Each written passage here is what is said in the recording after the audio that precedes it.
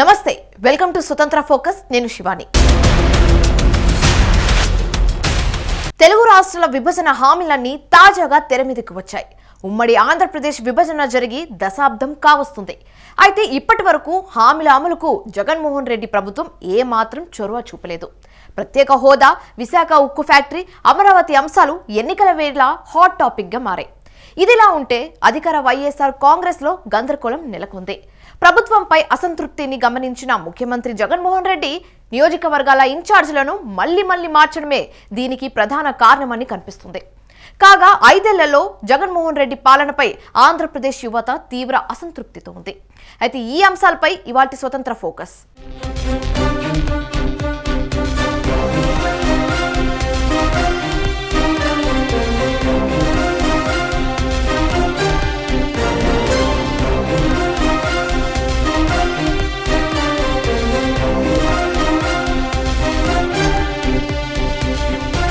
ఆంధ్రప్రదేశ్కు ప్రత్యేక హోదా అంశం మరోసారి తెరపైకి వచ్చింది.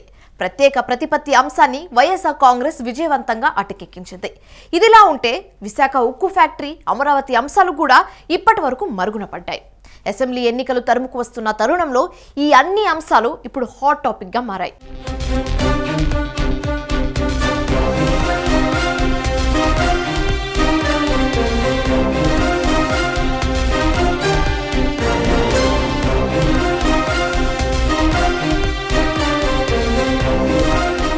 ఉమ్మడి ఆంధ్రప్రదేశ్ విభజన జరిగి 10 ఏళ్లు కావస్తోంది.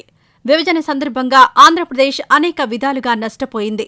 ఈ విషయంలో అన్ని రాజకీయ పార్టీలది ఏకాభిప్రాయమే. హైదరాబాద్ నగరానికి ఆంధ్రప్రదేశ్ ప్రజలు పరాయివారయ్యారు. విభజనతో నష్టపోయిన ఆంధ్రప్రదేశ్ను ఆదుకోవడానికి ప్రత్యేక హోదా కల్పిస్తామని లోక్సభ వేదికగా అప్పటి కాంగ్రెస్ నాయకత్వంలోని యూపీఏ ప్రభుత్వం హామీ ఇచ్చింది. ఆంధ్రప్రదేశ్ ప్రజల కన్నీళ్లు తొడవడానికి అప్పటి మన్మోహన్ సింగ్ ప్రభుత్వం ప్రయత్నించింది. అంతేకాదు అప్పట్లో ప్రతిపక్షంగా ఉన్న భారతీయ జనతా పార్టీ కూడా ఏపీకి ప్రత్యేక ప్రతిపత్తి ఇచ్చే అంశానికి మద్దతిచ్చింది.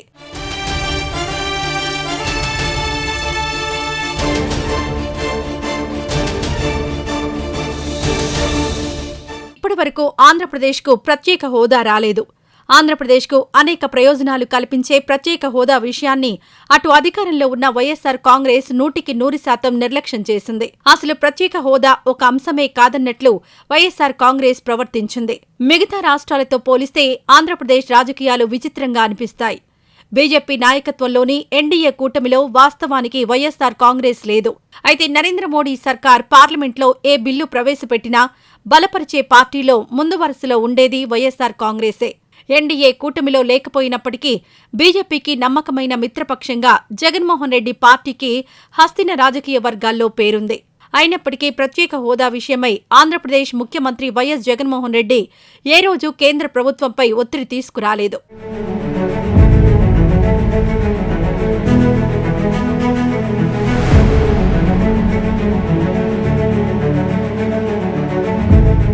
ప్రత్యేక హోదా విషయమై కేంద్రాన్ని ఒత్తిడి చేస్తే హస్తిన బీజేపీ పెద్దలకు ఎక్కడ ఆగ్రహం వస్తుందోనని వైఎస్సార్ కాంగ్రెస్ అధినేత జగన్మోహన్ రెడ్డి వెనుకాడినట్లు రాజకీయ పండితుల విశ్లేషణ.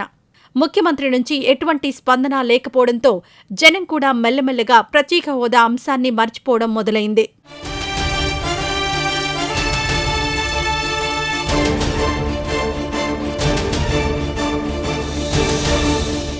ప్రత్యేక హోదా లభిస్తే ఆంధ్రప్రదేశ్కు బోలెడన్ని ప్రయోజనాలు లభిస్తాయి. ఏదైనా రాష్ట్రానికి ప్రత్యేక హోదా కల్పిస్తే ఆర్థికంగా సదరు రాష్ట్రానికి అనేక లాభాలుంటాయి. ప్రత్యేక హోదా కల్పించిన రాష్ట్రానికి కేంద్రం మెరుగైన సదుపాయాలు అందించడానికి గ్రాంట్ల రూపంలో ఆర్థిక సాయాన్ని అందిస్తుంది. రాష్ట్రాలకిచ్చే నిధుల్లో 30% అన్ని రాష్ట్రాల కంటే ముందుగా ప్రత్యేక హోదా కలిగిన రాష్ట్రాలకే అందజేస్తారు. మిగిలిన 70% నిధులను ఆ తరువాత ఇతర రాష్ట్రాలకు అందిస్తారు. అంతేకాదు గ్రాంట్ల రూపంలో కూడా రాష్ట్రానికి మేలు జరుగుతుంది.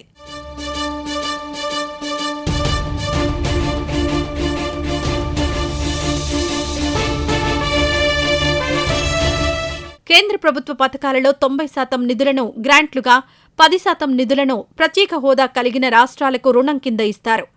అలాగే పన్నుల్లో మినహాయింపు కూడా ఇస్తారు. కేంద్రమిచ్చే నిధులతో రాష్ట్రం పారిశ్రామికంగా అభివృద్ధి చెందే అవకాశాలుంటాయి. పరిశ్రమలు పెట్టడానికి ఎవరైనా ముందుకొస్తే వారికి అన్ని విధాలా రాయితీలు కల్పిస్తారు. అలాగే ప్రోత్సాహకాలు అందిస్తారు. రుణాల చెల్లింపు సమయంలో కూడా కేంద్రం ఉదారంగా వ్యవహరిస్తుంది. కొన్నిసార్లు రుణాల చెల్లింపులను వాయిదా వేస్తారు. అవసరమైతే కొత్తగా మరికొన్ని రుణాలను కూడా అందజేస్తుంది కేంద్ర ప్రభుత్వం. ప్రత్యేక హోదా రాకపోతే ఈ ఆర్థిక ప్రయోజనాలన్నింటినీ ఆంధ్రప్రదేశ్ కోల్పోయినట్లే. దీనికి బదులుగా ఎన్ని ప్యాకేజీలిచ్చినా ఆ లాభం ప్రత్యేక హోదా గుర్తింపు వల్ల కలిగే ప్రయోజనాలతో సమానం కాదు.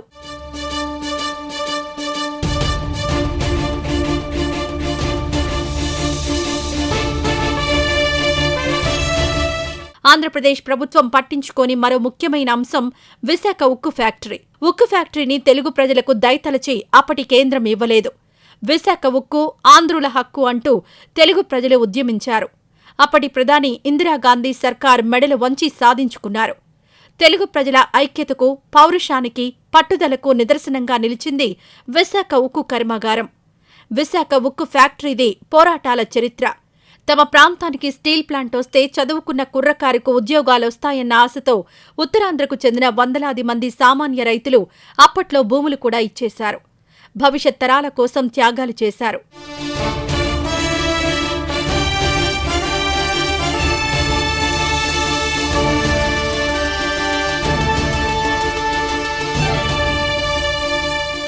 ఇంతటి పోరాటాల, త్యాగాల చరిత్ర ఉన్న ఉక్కు ఫ్యాక్టరీని కేంద్ర ప్రభుత్వం నడి బజారులో అమ్మకానికి పెడితే ఆంధ్రప్రదేశ్లోని వైఎస్సార్ కాంగ్రెస్ సర్కార్ పోరాటం చేస్తుందని అందరూ అనుకున్నారు. అయితే అలాంటిదేమీ జరగలేదు. ఉక్కు ఫ్యాక్టరీని అడ్డం పెట్టుకుని వైఎస్సార్ కాంగ్రెస్ పార్టీ రాజకీయాలు చేయడం మొదలుపెట్టింది. ఉక్కు ఫ్యాక్టరీ ప్రైవేటీకరణ అంశం తమ పరిధిలోకి రాదన్నట్లు జగన్మోహన్ రెడ్డి ప్రభుత్వం ప్రవర్తించింది. అదేదో కేంద్ర ప్రభుత్వానికి సంబంధించిన అంశం అనే రీతిలో ఆంధ్రప్రదేశ్ సర్కార్ వ్యవహరించింది.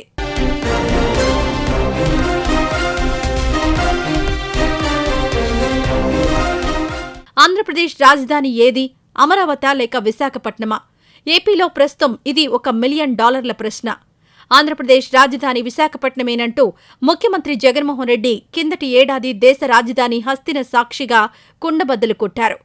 ఢిల్లీలో AP global investors summit round table సమావేశంలో జగన్మోహన్ రెడ్డి ఈ కీలక వ్యాఖ్యలు చేశారు. అంతేకాదు త్వరలోనే తాను కూడా విశాఖకు షిఫ్ట్ అవుతున్నట్లు చెప్పారు.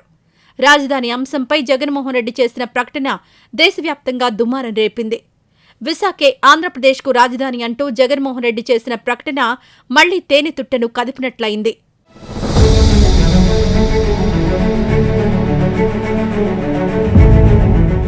అమరావతి ఉద్యమం అంటే త్యాగాల చరిత్రే, మరోటి కాదు. విభజన తరువాత ఆంధ్రప్రదేశ్ రాజధాని అమరావతి నిర్మాణానికి 10వ 25 కాదు 32,000 ఎకరాల భూమిని అక్కడి రైతులు త్యాగం చేశారు. 2019 డిసెంబర్ 17 ఆంధ్రప్రదేశ్ చరిత్రలో చీకటి రోజు. అదే రోజు సాయంత్రం అసెంబ్లీలో ముఖ్యమంత్రి వైఎస్ జగన్మోహన్ రెడ్డి 3 రాజధానుల ప్రస్తావన తీసుకొచ్చారు. అప్పటి వరకు అమరావతి ఆంధ్రప్రదేశ్ రాజధాని, మరో ముచ్చటే లేదు. విభజన తరువాత అధికారంలోకి వచ్చిన చంద్రబాబు నాయుడు ప్రభుత్వం అప్పటికే రాజధాని నిర్మాణం కోసం చేయాల్సిందంతా చేసింది. అయితే పులి మీద పుట్రలా చడి చప్పుడు లేకుండా అమరావతి ఇక లెజిస్లేటివ్ రాజధాని మాత్రమేనన్నారు వైఎస్ జగన్మోహన్ రెడ్డి. ఎగ్జిక్యూటివ్ రాజధానిగా విశాఖపట్నాన్ని జగన్ తెరమీదకు తీసుకొచ్చారు. ఒక్క మాటలో చెప్పాలంటే జగన్మోహన్ రెడ్డి ప్రభుత్వం అమరావతిని నామమాత్ర రాజధాని చేసింది.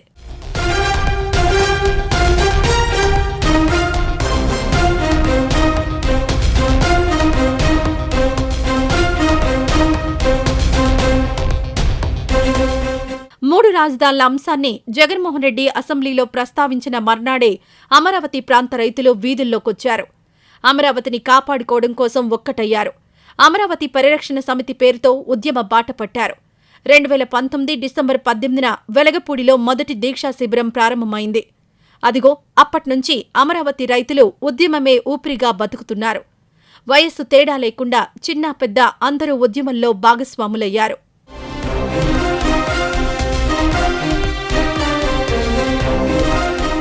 అమరావతి ఉద్యమంలో భాగంగా రైతులు చేపట్టిన మరో ఆందోళన కార్యక్రమమే మహాపాదయాత్ర.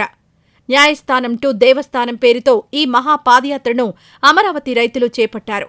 45 రోజుల పాటు 450 కిలోమీటర్లు నడిచారు. చివరకు శ్రీ వెంకటేశ్వర స్వామి కొలువైన తిరుపతిలో మహాపాదయాత్ర ముగిసింది. ఏమైనా ప్రత్యేక హోదా, విశాఖ ఉక్కు ఫ్యాక్టరీ, అమరావతి అంశం మరోసారి తెరమీదకొచ్చాయి. అధికారంలో ఉన్న వైఎస్సార్ కాంగ్రెస్ 5 ఏళ్లుగా నిర్లక్ష్యం చేసిన విభజన అంశాలు ప్రస్తుతం హాట్ టాపిక్గా మారాయి. జగన్మోహన్ రెడ్డి పార్టీ పట్టించుకోకపోయినా మిగతా రాజకీయ పార్టీలు విభజన హామీలపై పోరు చేయడానికి సన్నద్ధమవుతున్నాయి.